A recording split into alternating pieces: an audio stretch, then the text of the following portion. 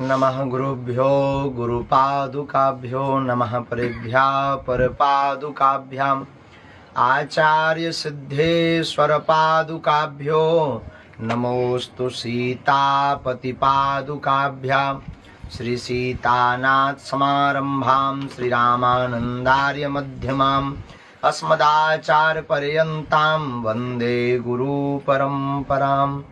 जय राधा के प्रेम धन जय जय नवल किशोर, जय गोपी चित चोर प्रभु जय जय माखन चोर।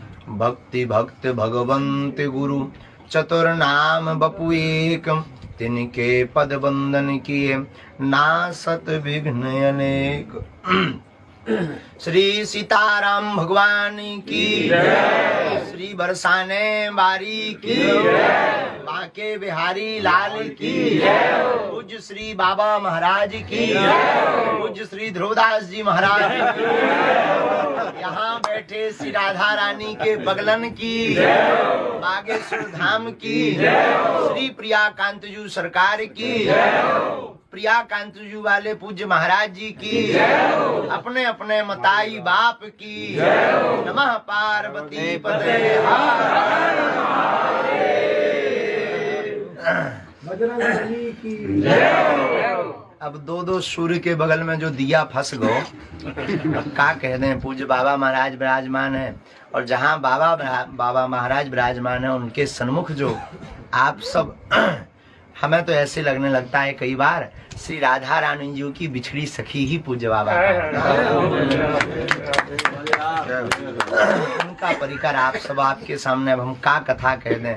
हमारे जैसो निकृष्ट अधम जीव महापापी और बोलवे लायक भी नहीं है, नालायक है, अनपढ़ गवार है, फिर भी अब आज्ञा लगी है तो बाबा की दम के पूज्य बड़े भैया की दम पे ही बोले।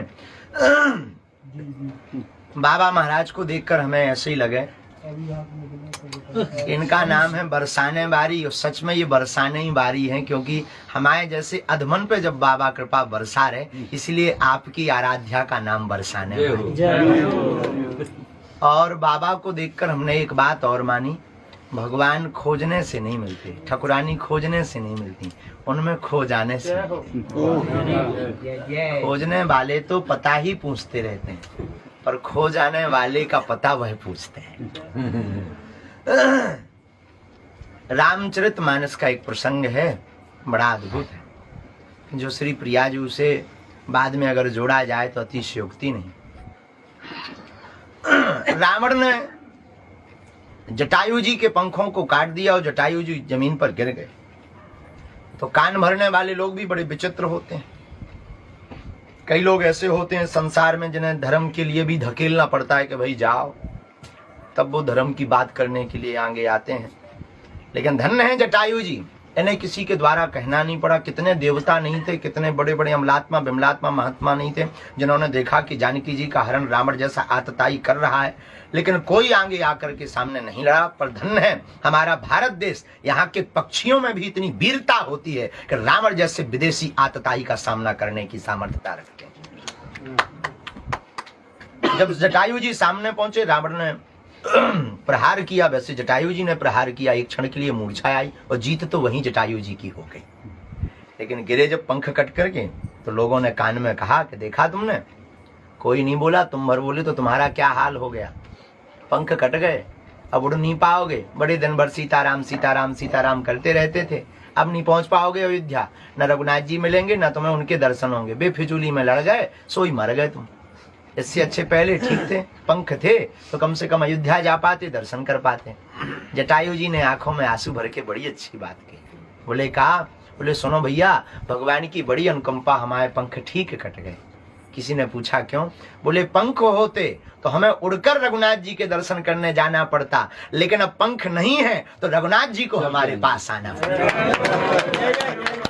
उसी प्रकार इस समय में हम लोग कन्हैया के पास तो नहीं जा सकते, ना दर्शन कर सकते। पूज्य बाबा महाराज जैसे महापुरुषों के चरणों को पकड़ लें तो हमें लगता है कि हमें वृंदावन नहीं जाना पड़ेगा। ठाकुरानी के चक्कर में ठाकुरानी जी, प्रिया जी और श्री लाडले सरकार जी दोनों ही बाबा महाराज के पास जब आएंगे तो हमें